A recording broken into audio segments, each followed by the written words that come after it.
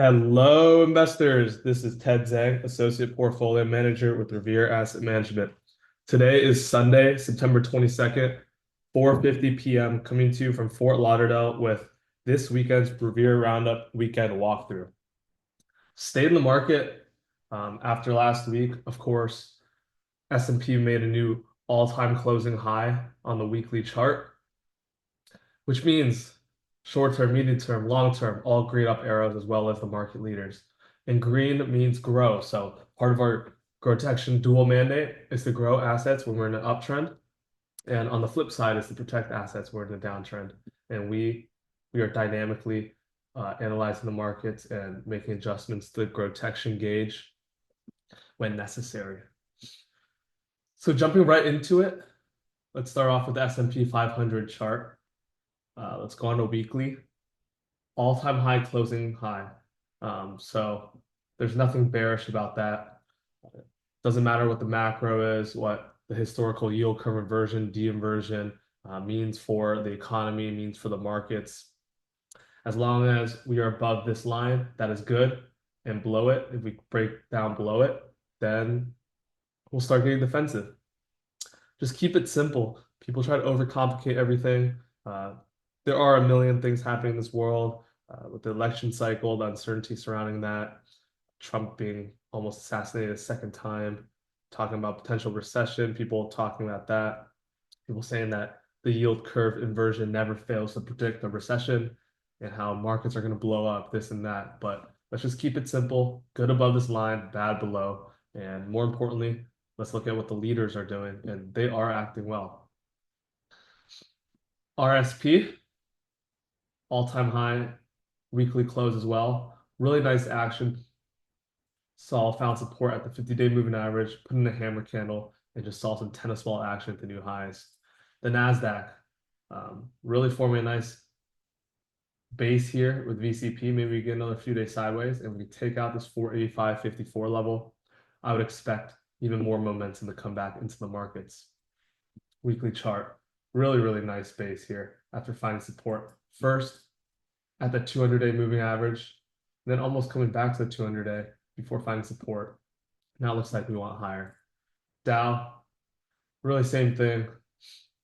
Weekly all-time high closing, high. So really nothing too much to say there.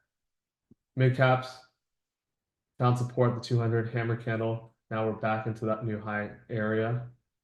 Maybe another few tight days sideways and taking out those previous highs into all-time highs would be really great for the markets and its breadth. Russell, similar picture, a bit weaker than the mid caps and also definitely off all-time highs. But if we build a little handle here, perhaps we can take out this and eventually start seeing some new 52-week highs. VIX, like I talked about in the videos I did this previous week, I do want to see this continue to come back down below 15, below the 200-day, and find a home down in this area, which would really present us a nice trending environment. The dollar, just meandering about at this huge support area. Gold continues to head into new all-time highs. Gold itself had an all-time high weekly close as well, and as well as an all-time high daily close. So just extremely bullish gold. Gold miners following suit as well. Still haven't cleared this bearish engulfing high though, but if gold continues, I expect gold miners to do the same. Silver, I've talked about this base before. We really need to clear this 29.56 area before we really get going in silver. We broke the downtrend for the relative strength line as well as price, and silver looks good. Bitcoin will go to TradingView for Bitcoin. Really, really nice base forming here. It's a 1, 2, 3, 4. We're working on the 6th month of this base. Undercut reclaim the 10-month moving average. Same thing once again this month. Weekly starting to have some more and more symmetry here. And this next key level would be the 65,000 area. we're right up against it now. If we build a little pivot here, breaking above that would be a first area to buy. Then the next one would be over 70,000, then 72,000, finally 74,000. And I'm really stalking this carefully. If you look at the monthly, I mean, this is a perfect cup with candle. It's really perfect characteristics in volume and price as well. And just stalking this carefully, as I think there will be a fat pitch one of these weeks. Continuing on, let's go over some bonds. As I talked about it, I think in my Thursday video, the bond market has been relatively quiet post FOMC, which is actually a really good sign. These are 2-year notes, 5-year notes, 10-year notes, and T-bonds.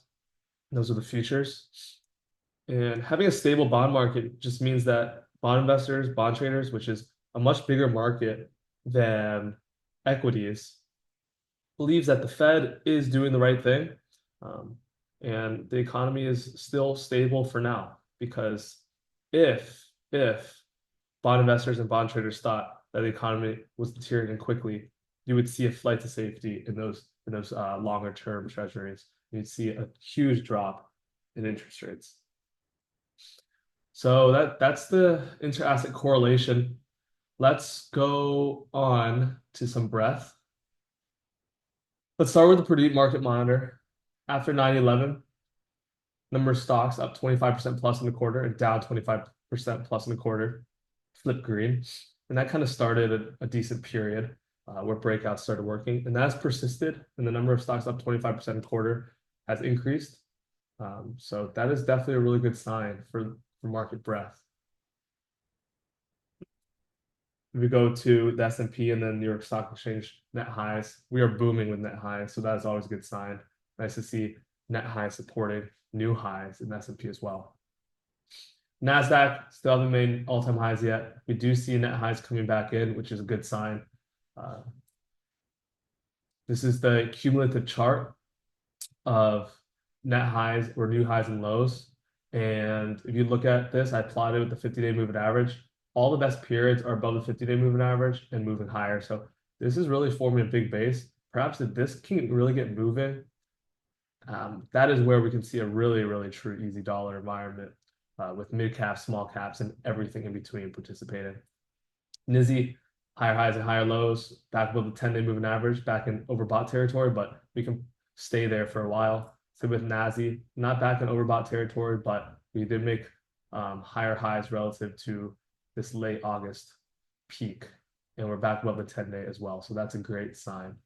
On the flip side, though, sentiment is starting to get more and more frothy. We're back in CNN fear and greed territory at 63. But of course, we know extremes can become more extreme. So these are just secondary indicators. We haven't hit extreme greed yet, so that's a good sign. But AAII saw a 50.8% reading, which is well above historical averages. Bears are below historical averages. So that just gives us a little bit caution. Maybe we need a pullback or some sort of shakeout to get sentiment reset a bit so that the market can climb that proverbial wall of worry. Even the NAM is back to 87, not the 100 level, and that is definitely an area we're watching. If we get back to 100, that's really the time to potentially lay off the gas on new buys, inch up your stops, know your trailing stops, and just have the expectation that markets may pull back when positioning is stacked on the bull side. So after that, let's quickly go into earnings. Not too many earnings this week. Once again, we have KBH as a home builder. We have MU Micron, a big semiconductor chip company. And then Thursday after the close, we have Costco. In economic data, we have some other services, manufacturing, PMIs. We have a lot of Fed governors speaking this week. We have consumer confidence on Tuesday. We have initial jobless claims Thursday. GDP revision, which is important because the Fed cut 50 basis points. So is there data that they see showing a quickly decelerating economy, which prompted them to do that? Let's see that reflects in GDP. And then finally, some big numbers as well in PCE, core PCE, and personal income, personal spending, and consumer sentiment as well. So another big week of economic data ahead. All right, so let's jump back into the charts. We can go over the big eight real quick because they started re-engaging. Apple, really nice undercut reclaim of all key moving averages, almost back to all-time highs. Amazon found support at the 200-day, back above all key moving averages, starting to look to take out these 200 level after Jeff Bezos was selling into this area, and that really just pushed price lower.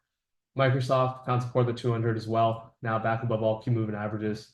As you can see, you've been hearing me say back above all key moving averages, which is always a great sign, especially from these mega cap, heavy weighted stocks for the indexes. Meta, same thing, new all-time highs. Can't really complain about that. NVIDIA, also back above all key moving averages, sitting right at 821 and 50. So if we break through this level, as I talked about in the podcast, it's definitely a buy area. Over 131 is another area, and then over 140, you could top it off. Google also undercut reclaim the 200-day moving average, as well as 155 level. Let's see if we can get back above a declining 50 and decent action, but definitely one of the more weaker mega caps. Netflix also hovering at all-time highs. And then Tesla broke out above 235, pretty much filled this gap. And now we need to see if we can take out this level to make a run for 270, for this 270 area. So some charts of interest for you guys, and then I'll wrap it up. Relatively quick video this weekend. There isn't too much to talk about.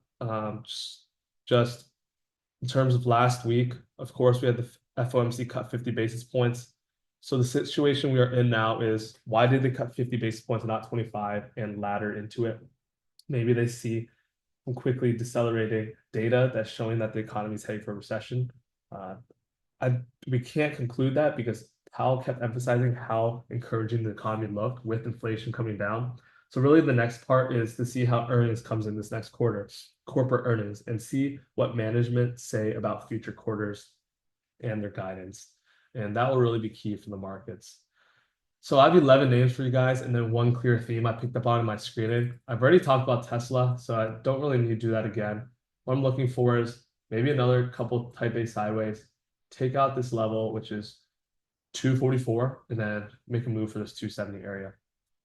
NVIDIA also talked about it, looking at this level specifically right here.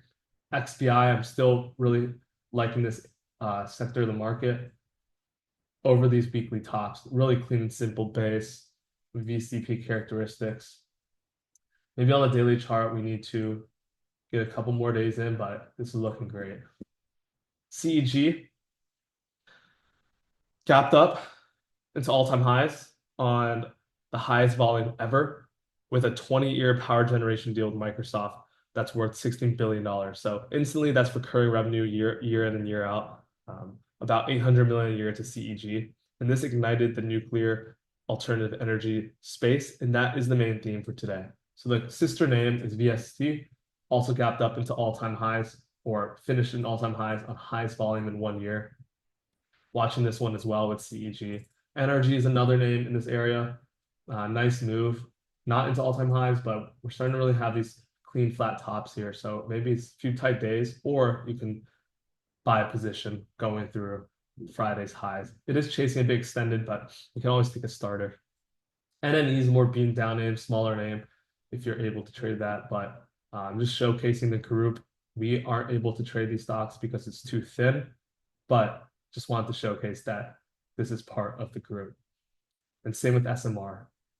Illiquid, but part of the group of nuclear stocks. Finally, I do really like QQQ over 485.54. You can, an idea is TQQQ for a trade. That can really juice up your beta and help capture some short-term gains as a short-term trade.